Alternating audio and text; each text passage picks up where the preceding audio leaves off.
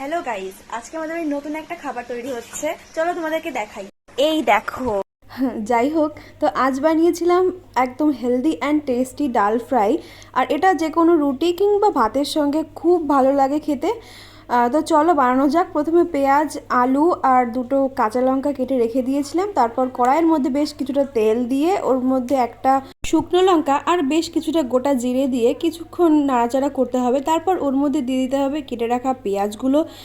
যখন 30% মতো ভাজা হয়ে যাবে তখন ওর মধ্যে দিয়ে দিতে হবে আলুগুলো।